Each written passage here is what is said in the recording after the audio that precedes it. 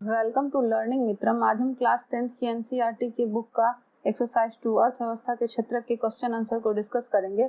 इसकी थ्योरी हमने पहले देख ली है। जिन लोगों ने इसकी थ्योरी नहीं देखी है वे पहले इसकी थ्योरी देख ले ताकि आपको क्वेश्चन आंसर आसानी से समझ में आ सके। अगर आप हमारे चैनल पर नए हैं तो इसे लाइक करें, शेयर करें, सब्सक्राइब करें और साथ ही बेल आइकन दबाकर नोटिफिकेशन ऑन कर लें ताकि नेक्स्ट वीडियो का नोटिफिकेशन आपको मिल सके। चलिए अब इसे शुरू करते हैं। जैसा कि यहाँ पे पहला क्वेश्चन दिया गया है कि सेवा क्षेत्र में रोजगार में उत्पादन के समान अनुपात में वृद्धि, इसमें आपको दो ऑप्शन दिया हुई है या नहीं हुई है, ये आपको चुनना है। तो सेवा क्षेत्र में रोजगार के उत्पादन में समान अनुपात में वृद्धि नहीं हुई है। दूसरा है ख, क्षेत्र के श्रमिक उत्पादन क्षेत्र के श्रमिक वस्तुओं का उत्पादन नहीं करते। मतलब इसमें इन दोनों में कौन सा ऐसा ऑप्शन है जो क्षेत्र के श्रमिक वस्तुओं का उत्पादन नहीं करते? तो इसका आंसर हो जाएगा तृतीयक। उसके बाद चलिए तीसरे क्वेश्चन पे चलते हैं। यहाँ पे दिया हुआ क्षेत्र के अधिकांश श्रमिकों को रोजगार सुरक्षा प्राप्त होती है। इसका आंसर हो जाएगा संगठित। उसके बाद चलिए चौथे क्वेश्चन की ओर बढ़े। भारत में डैश संख्या में श्रमिक असंगठित क्षेत्र में काम कर रहे हैं, बड़ी में या छोटी में? तो ये आपको भी पता है कि बड़ी संख्या में जो है श्रमिक असंगठित क्षेत्र में काम कर रहे हैं, उनके पास जो है कोई संगठित क्षेत्र नहीं है। उसके बाद चलिए ऑप्शन इसका कपास एक डैश उत्पादन है और कपड़ा एक डैश उत्पादन। मतलब कपास कौन सा उत्पादन है और ये आपको क्या कहते हैं कपड़ा कौन सा उत्पादन है? तो आपको इसका पता है। इसका पहला हो जाएगा कपास जो है वो प्राकृतिक उत्पादन, ये हमें प्राकृतिक रूप से प्राप्त होती है, और कपड़ा जो है इसको मैन्युफैक्चर या विनिर्मित बोलते हैं। तो यहाँ पे हो जाएगा कपास एक प्राकृतिक उत्पादन और कपड़ा क्या है? विनिर्मित उत्पादन। मतलब मानव इसको खुद से विनिर्मित करता है। प्राथमिक, द्वितीयक और इसमें हो जाएगा प्राकृतिक और दूसरा में विनिर्मित हो जाएगा। इसमें दोनों ऑप्शन आप टिक कर लीजिएगा। प्राथमिक, द्वितीयक और तृतीयक क्षेत्र की गतिविधियां क्या है? तो ये एक दूसरे पर निर्भर है। यहाँ पे हो जाएगा परस्पर निर्भर। प्राथमिक, द्वितीयक और तृतीयक क्षेत्र की गतिविधियां आपस में निर्भर है, क्योंकि जो हम द्वितीयक और तृतीयक क्षेत्र प्राप्त करते हैं वो दोनों किस पर निर्भर होती है? प्राथमिक क्षेत्र पर। जैसे कि मान लीजिए कि हम कोई भी चीज का उत्पादन करते हैं तो जो भी हमें मतलब उत्पादित हुआ यानी कि प्राथमिक क्षेत्र से प्राकृतिक रूप में, उसके बाद हम उसको द्वितीय क्षेत्र के रूप में क्या करते हैं? मार्केट में उतारते हैं और तब जाकर ये तृतीय क्षेत्र के रूप में हमें प्राप्त होता है। तो पूर्ण रूप से प्राथमिक, द्वितीय और तृतीय क्षेत्र क्या है? इस पे आपस में निर्भर है। यहाँ जो आपको ऑप्शन दिए गए हैं इसमें से कुछ ऑप्शन जो है वो मिसप्रिंट है, गलत है, क्योंकि हमने अच्छे से बुक को पढ़ा है और बुक पढ़ने के बाद जिसमें कुछ त्रुटियां दी गई हैं एनसीईआरटी सॉल्यूशन के द्वारा, तो इसमें बहुत सारे ऑप्शन गलत हैं। पहला में आप टिक कर लीजिए कि नहीं हुई है। तीसरा में जो है वो हो जाएगा तृतीय क्षेत्र, यहाँ पे जो है कृषि नहीं होगा। यहाँ पे आप ऑप्शन आप ठीक कर लीजिएगा, तृतीय क्षेत्र होना चाहिए, कृषि जो है यहाँ जो आंसर में दिया गया गलत है, ऊपर आपको टिक कर दिया गया है। आप चाहें तो इसका स्क्रीनशॉट भी ले सकते हैं। तीसरा जो ऑप्शन है वो संगठित सही है। चौथा जो ऑप्शन है ये बड़ी, ये भी सही है, और पांचवा ये भी ऑप्शन सही है, और छठा जो है ये भी ऑप्शन सही। बस आप कृषि को ठीक कर ले, जो कि इसमें क्या हो जाएगा? तो इसमें आपको हो जाएगा तृतीय क्षेत्र, ना कि कृषि होगा। तो कृषि को यहाँ ठीक करके आप तृतीय क्षेत्र कर लें।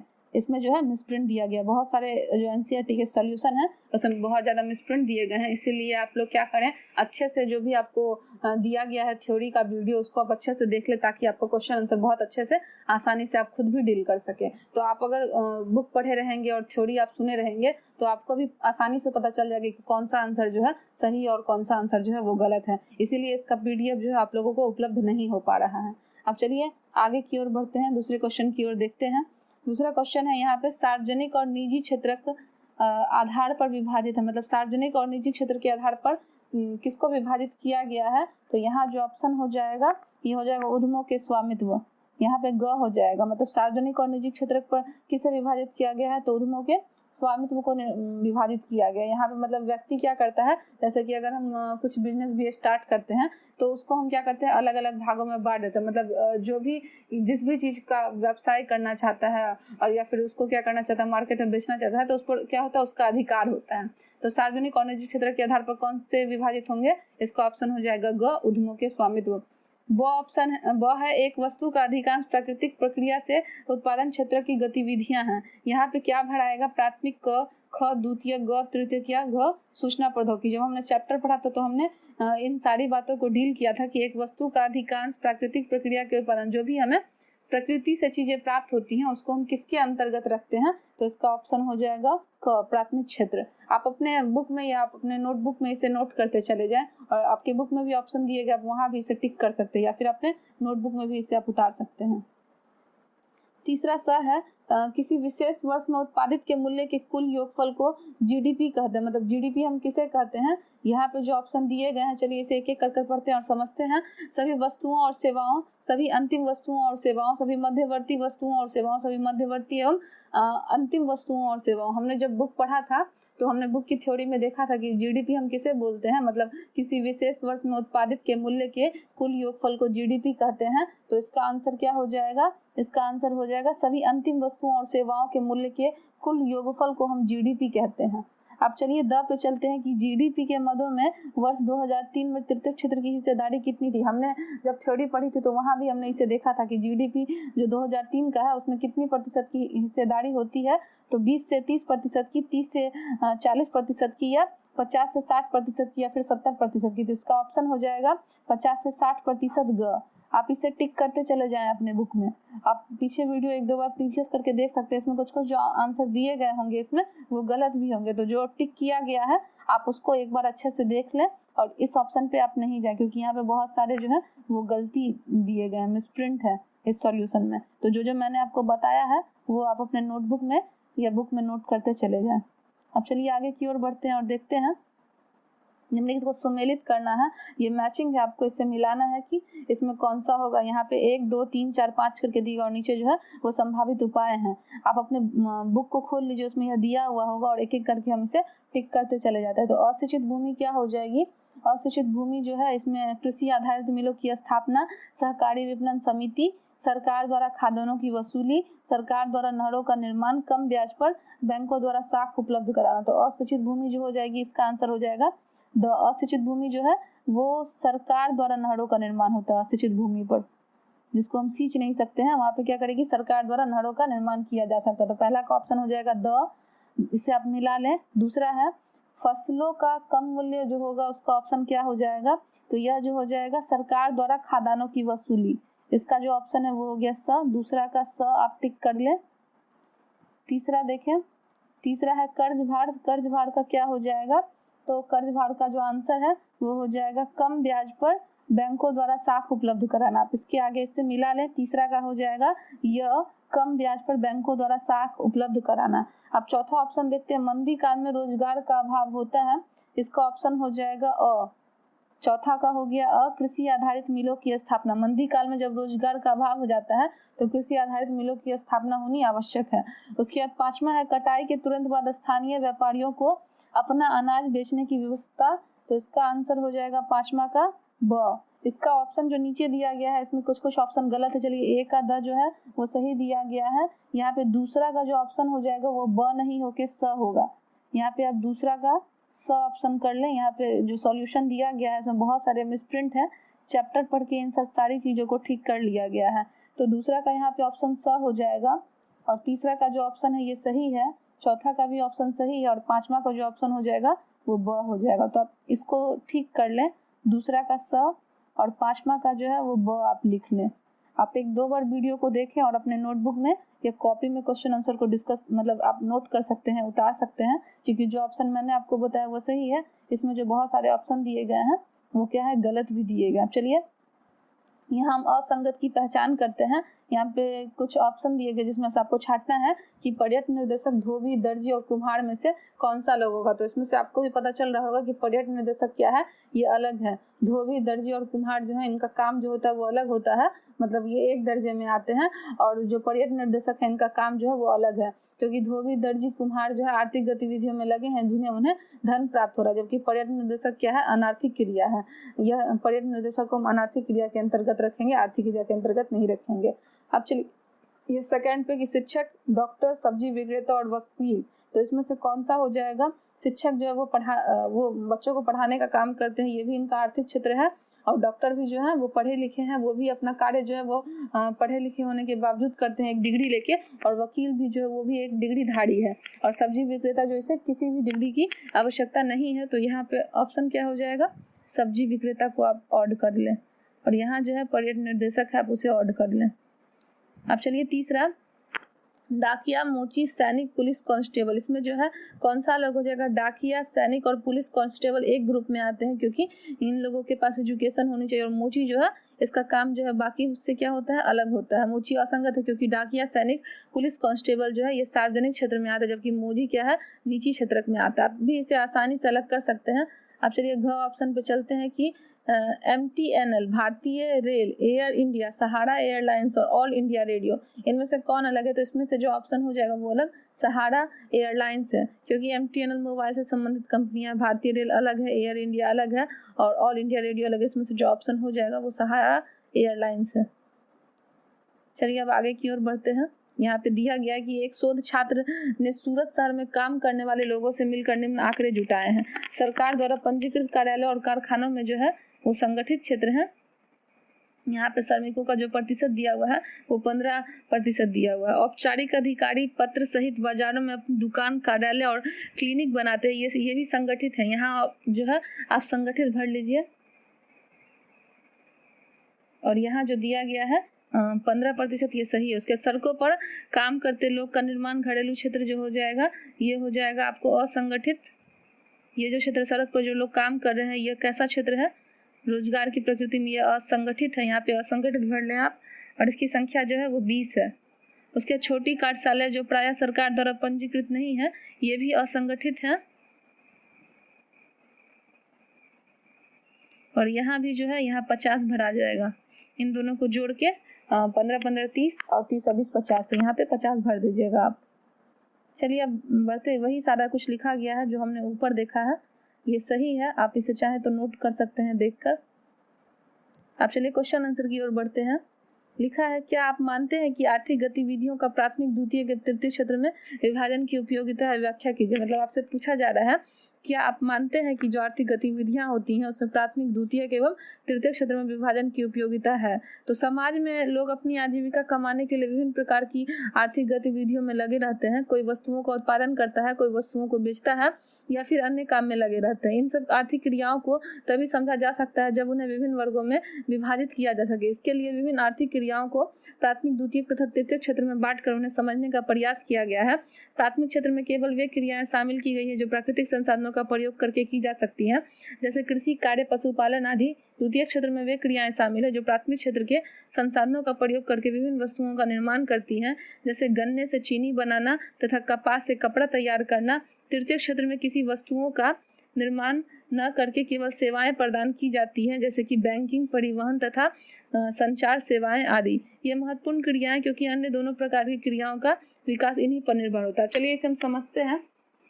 जैसा कि क्वेश्चन पूछा गया आपसे कि आप जानते हैं कि आर्थिक गतिविधियों का प्राथमिक, द्वितीयक एवं तृतीय क्षेत्र में विभाजन की उपयोगिता। हाँ बिल्कुल, ये क्वेश्चन बिल्कुल सही है कि हमें जो चीज़ें हैं उन्हें प्राथमिक, द्वितीयक और तृतीय क्षेत्र में बांटना आवश्यक होता है, क्योंकि जो चीज़ें हमें प्रकृति से निर्भर होती हैं उसकी कैटेगरी क्या होती हैं, अलग अलग होती हैं। वो हमें प्राकृतिक से मिलती हैं, प्रकृति के द्वारा, इसलिए हमको उनकी ज़रूरत समझनी चाहिए। हमें जितनी भी वस्तुएं प्राप्त होती हैं प्रकृति के द्वारा उनका सम्मान करना चाहिए, उन्हें बचा कर रखना चाहिए। इसलिए हम क्या करते हैं, जो चीज़ें हमें प्रकृति से मिली हुई हैं उसको हम प्राथमिक क्षेत्र में बांटते हैं, और प्राथमिक क्षेत्र से ही हमें द्वितीय क्षेत्र की वस्तुएं प्राप्त होती है। क्योंकि अगर प्राथमिक क्षेत्र हमें प्रकृति से उपलब्ध नहीं होंगे तो द्वितीय क्षेत्र भी नहीं बनेंगे, और इन दोनों क्षेत्रों को मिलाकर जो है वो तीसरे क्षेत्र बनते हैं, जिसे हम तृतीय क्षेत्र के नाम से जानते हैं, जिससे कि बैंकिंग हो गया, परिवहन हो गया, संचार सेवाएं हो गई आदि। जैसे कि मान लीजिए कि अगर हम बैंकिंग की बात करते हैं, परिवहन की या संचार सेवाएं की, चलिए अगर हम परिवहन की ही बात कर ले, तो अगर मान लीजिए कि आज हम बड़े बड़े सड़क देख रहे हैं, उस पर बहुत सारी गाड़ियां देख रहे हैं चलते हुए, या फिर मतलब कोई भी ऐसा काम जो तृतीय क्षेत्र पर निर्भर है, तो वो चीज़ें हमें कहाँ से मिलती है? मान लीजिए कि सड़क बनाने के लिए जो बहुत सारी चीज़ें हैं, जैसे कि मतलब गिट्टी वगैरह या बालू वगैरह, या सड़क पर हम बहुत सारी ऐसी चीज़ें देखते हैं जो ज़रूरत होती है, तो वो चीज़ें हमें कहाँ से प्राप्त होती है? द्वितीय क्षेत्र से। और द्वितीय क्षेत्र में जो गिट्टी, बालू, सीमेंट, ये सारी चीज़ें आती है, ये हमें कहाँ से प्राप्त होती है? प्राथमिक चीज़ों से, यानी कि प्रकृति से। तो हम जो तृतीय क्षेत्र का इस्तेमाल कर रहे हैं अपने जीवन को चलाने के लिए, ये चीज़ें हमें कहाँ से मिलती हैं?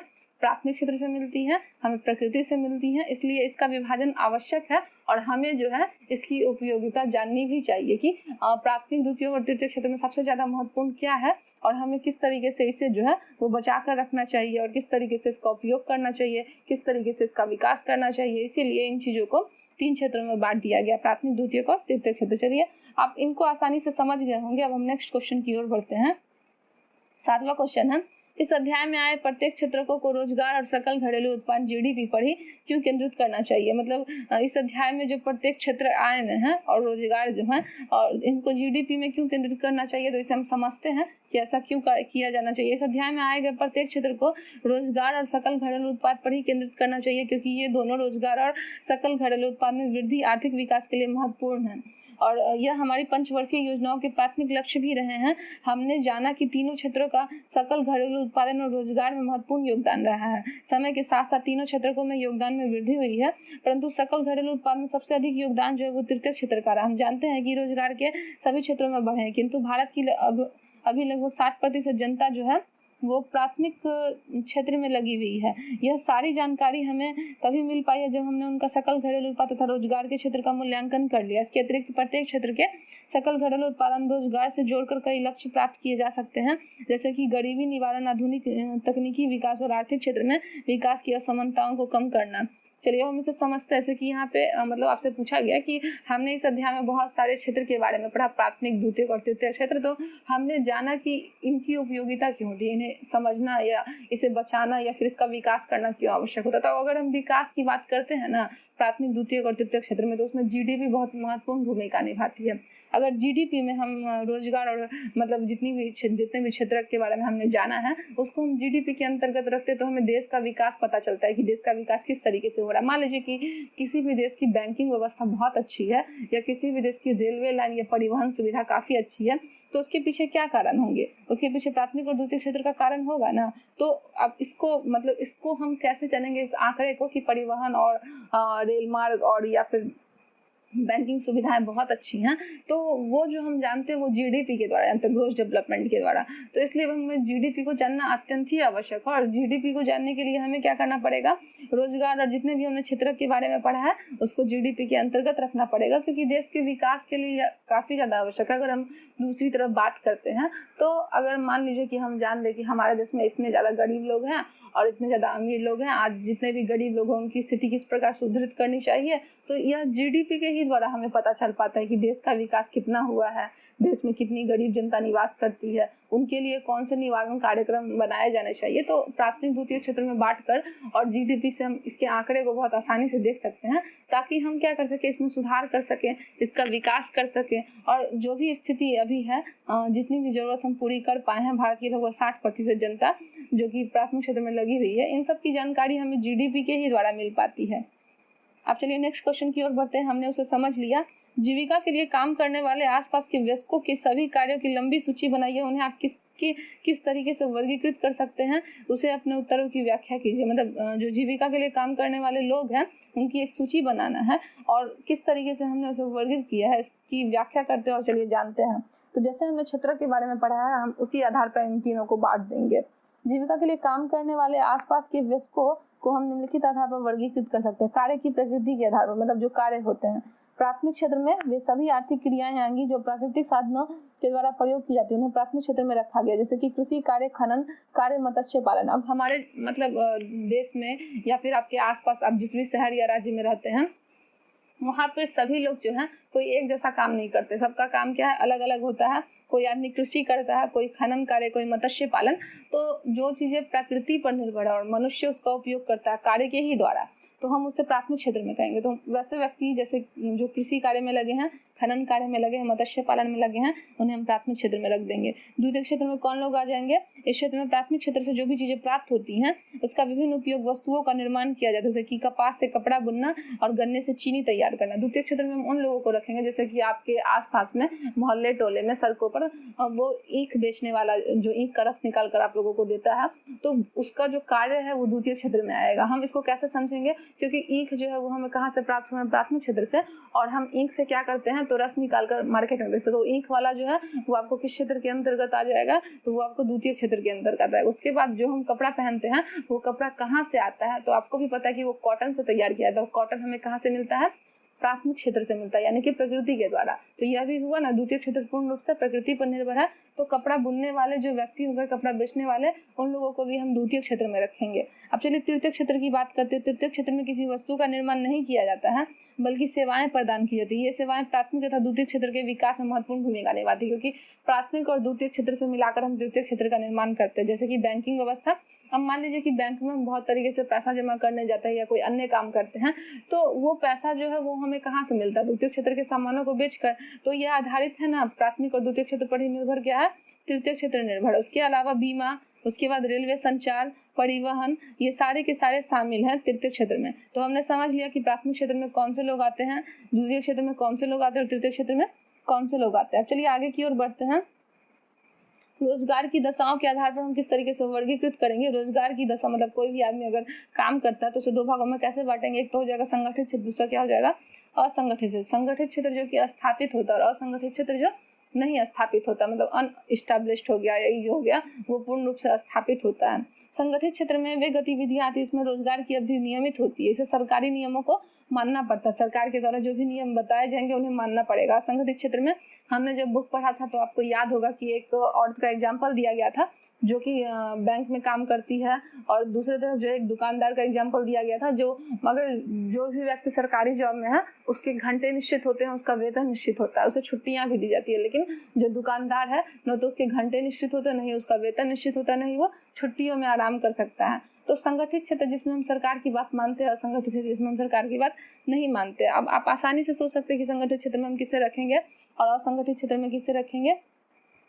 अब चलिए तीसरा है उद्योगों के स्वामित्व के आधार पर वर्गीकरण। विभिन्न औद्योगिक इकाइयां किसके स्वामित्व में है, इस आधार पर इसका वर्गीकरण सार्वजनिक तथा निजी उद्योगों में किया जा सकता है। उपरोक्त आधार पर हम अपने आसपास के लोगों को इस प्रकार से सूचीबद्ध कर सकते हैं। एक हो गया किसान जो कि कृषि कार्य में संलग्न है, सरकारी स्कूल के अध्यापक, वकील, दर्जी, धोबी, डाकिया, श्रमिक, लिपिक, ये सारे नाम के द्वारा जाने गए लोग हैं। मतलब अपने नाम के आधार पर जो काम करते हैं उसके आधार पर, स्वामित्व के आधार पर हम इसका वर्गीकरण कर सकते हैं। उसके बाद है प्राथमिक क्षेत्र, तृतीय संगठित क्षेत्र, सार्वजनिक क्षेत्र, तृतीय, मतलब इसका जो एग्जाम्पल दिया गया है ऊपर जो हमने जाना कि पहला प्राथमिक क्षेत्र था, दूसरा तृतीय संगठित सार्वजनिक क्षेत्र था, तीसरा तृतीय संगठित सार्वजनिक क्षेत्र था, उसके बाद फिर तृतीय असंगठित सार्वजनिक क्षेत्र, और फिर तृतीय असंगठित निजी क्षेत्र, फिर तृतीय संगठित सार्वजनिक क्षेत्र, फिर तृतीय संगठित निजी क्षेत्र और तृतीय संगठित सार्वजनिक क्षेत्र। अब इनको हमने समझ लिया कि किस आधार पर जो है काम की व्याख्या, हमने एक लिस्ट तैयार कर दी जिसके आधार पर आपने जान लिया कि कौन सा काम किस तरीके से होता है और किसे हम किन वर्गों में बांट सकते हैं। तृतीय क्षेत्र अन्य क्षेत्रों से भिन्न है कैसे? प्राथमिक और द्वितीय क्षेत्रों में किसी वस्तुओं का निर्माण किया जाता है, जबकि तृतीय क्षेत्र में किसी वस्तु का उत्पादन नहीं होता। मतलब प्राथमिक क्षेत्र से जो हमें प्रकृति से चीजें मिली हैं उसी का उपयोग हम द्वितीय क्षेत्र में करते हैं, लेकिन तृतीय क्षेत्र में इन वस्तुओं का उपयोग हम नहीं करते। ये क्या होती हैं? पूर्ण रूप से अलग होती हैं। तो हमने तृतीय क्षेत्र के बारे में जानता कि तृतीय क्षेत्र जो होते हैं वो प्राथमिक और द्वितीय से बिल्कुल भी अलग होते हैं। इनमें किसी भी प्रकार की सेवा नहीं प्रदान की जाती है। तृतीय क्षेत्र की गतिविधियां जो होती है वो प्राथमिक और द्वितीय क्षेत्र के विकास में मदद करते हैं। जैसे कि प्राथमिक और द्वितीय क्षेत्र में जो उत्पादित वस्तु है, ट्रकों और ट्रेनों के द्वारा एक स्थान से दूसरे स्थान ले जाना और बाजार में बेचना, ये तृतीय क्षेत्र के द्वारा लिया था। मतलब हम जो भी सामान उत्पादित करते हैं और उसे जो बाजार में बेचते हैं, मतलब परिवहन के द्वारा ट्रक पे लाद कर, तो वो तृतीय क्षेत्र के अंतर्गत आता है। प्राथमिक व द्वितीय क्षेत्र की क्रियाओं में बैंक, टेलीफोन, बीमा कंपनी की आवश्यकता होती है। ये सभी तृतीय क्षेत्र के उदाहरण हैं। जैसे हम बैंक, टेलीफोन और बीमा कंपनी बोले तो ये तीनों किस में हो जाएंगे? तृतीय क्षेत्र में आएंगे। इस प्रकार तृतीय क्षेत्र सेवाएं प्रदान करता है जिनको उपयोग प्राथमिक और द्वितीय क्षेत्र की क्रियाओं के विकास के लिए किया जाता है। मतलब तृतीय क्षेत्र प्राथमिक और द्वितीय क्षेत्रों को सहायता भी प्रदान करता है। मान लीजिए कि अगर हम गेहूं उत्पादित करते हैं प्राथमिक क्षेत्र में और उस गेहूं को हम द्वितीय क्षेत्र में ले जाके व्यापार व्यवसाय करना शुरू करते हैं और उसे एक स्थान से दूसरे स्थान जब ले जाया जाता है गाड़ी के द्वारा, ट्रक के द्वारा, तो ये किस में आ जाते हैं? ये आपको तृतीय क्षेत्र में आ जाते हैं। तो हमने तृतीय क्षेत्र को समझ लिया कि यह द्वितीय क्षेत्र और प्राथमिक क्षेत्र से किस तरीके से भिन्न है। अब नेक्स्ट क्वेश्चन की ओर बढ़ते हैं।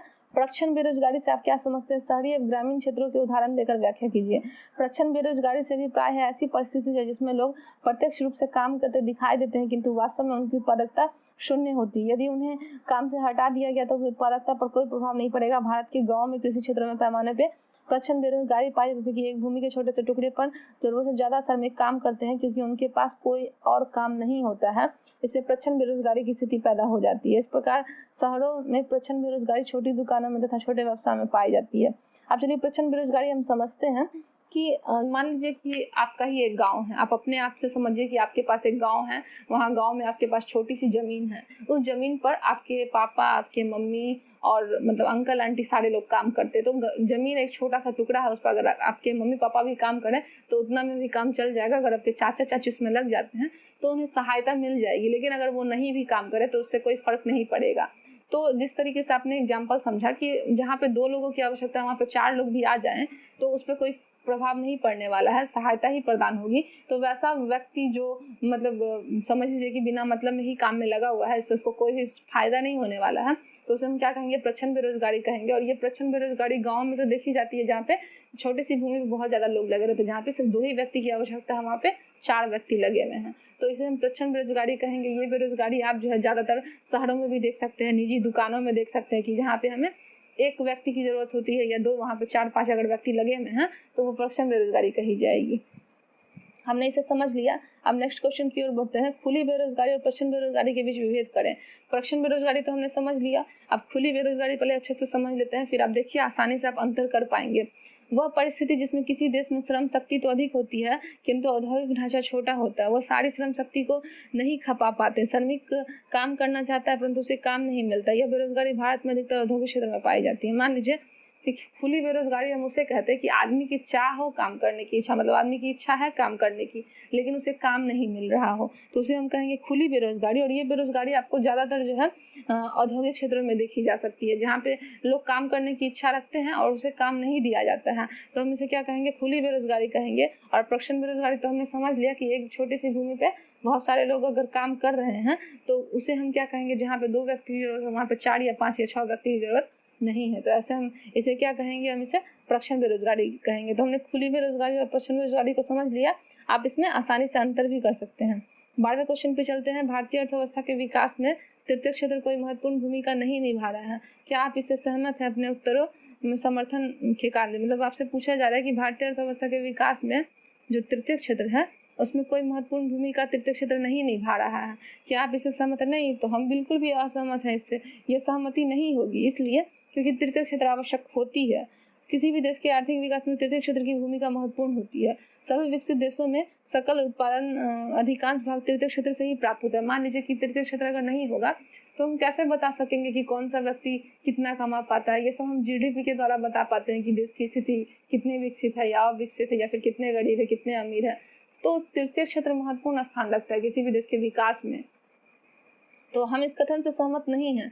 भारतीय अर्थव्यवस्था के विकास में तृतीय क्षेत्र में कोई महत्वपूर्ण भूमिका नहीं निभा रहा है, इस बात में कोई संदेह नहीं है, क्योंकि भारत में सकल घरेलू उत्पादन में तृतीय क्षेत्र की भागीदारी में वृद्धि हुई है। क्योंकि योजना काल के दौरान 1973 से 2003 तक 30 वर्षों में सभी क्षेत्रों में उत्पादन में वृद्धि हुई है। तृतीय क्षेत्र के उत्पादन में सर्वाधिक वृद्धि हुई है और इस काल में प्राथमिक क्षेत्र की हिस्सेदारी 25% थी, जबकि तृतीय क्षेत्र में हिस्सेदारी 50% हुई। इस प्रकार रोजगार के आधार पर तृतीय क्षेत्र में रोजगार वृद्धि की दर जो है वो लगभग 300% रही, द्वितीय और प्राथमिक क्षेत्र से कहीं भी ज्यादा। तो चलिए हम इसे समझ लिए और एक बार अच्छे से और समझ ले कि तृतीय क्षेत्र की आवश्यकता जैसे हमारे देश में वैसे सभी देशों में हमने देखा कि भारत में जो है 1973 में और 2003 तक में ये 30 वर्षों में बहुत ज़्यादा इसमें जो है वृद्धि हुई है। पहले ये संख्या 25% थी 1973 के करीब, और 2003 तक आते आते ये 50% हो गई। तो आप भी सोचे कि तृतीय क्षेत्र से हमें कितनी ज़्यादा बढ़ोतरी मिली है। लगभग हम आधा से ज़्यादा प्रतिशत जो है इसे हम समझ सकते हैं कि कितना ज़्यादा विकास तृतीय क्षेत्र से हमें हुआ है जीडीपी के द्वारा। तो तृतीय क्षेत्र काफ़ी ज़्यादा आवश्यक होती है। इसमें जो रोजगार में वृद्धि हुई 300% तक। अगर इसी तरीके से जीडीपी का स्तर बढ़ता चला गया तो हमारे देश की भी स्थिति क्या हो जाएगी, अच्छी होगी। यहाँ अभी 300 हम देख रहे हैं तो 600 और 900 भी हम देख सकते हैं। तो हमने अच्छे से समझ लिया कि तृतीय क्षेत्र की जो भागीदारी होती है वो प्राथमिक और द्वितीय क्षेत्र से कहीं ज़्यादा होती है।